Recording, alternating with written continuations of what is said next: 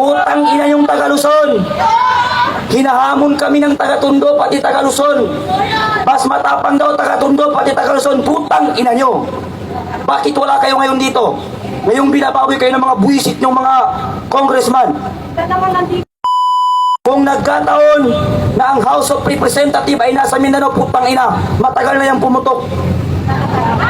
Kung ang Malacanang nagkataon na nasa Mindanao, putang ina, matagal na yung nasunog. E di putang ina ng mga taga Luzon na wala silang pakialam kahit binababoy na sila ng mga namumuno sa kanila. Tricycle driver, yung iba, yung mga hindi pumupunta dito. Tricycle driver, jeepney driver, Grab, lahat ng nagtatrabaho. Pag kayo ay hindi lumahok at nakisa ngayon dito, kami na taga Mindanao pumunta dito, kayo wala kayong pakialam, putang ina yung lahat.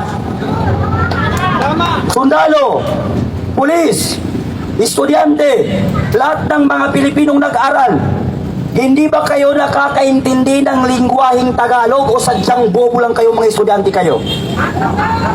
Tuwing pumapasok kayo sa school, 6 o'clock, ano ang ginagawa ninyo? Nasa flag ceremony kayo, nanunumpa kayo sa watawat ng Republika ng Pilipinas.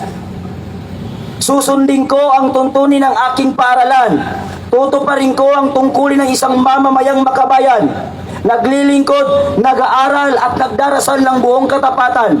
Iaalay ko ang aking buhay, pangarap, pagsisikap sa bansang Pilipinas na putang ina niyong lahat.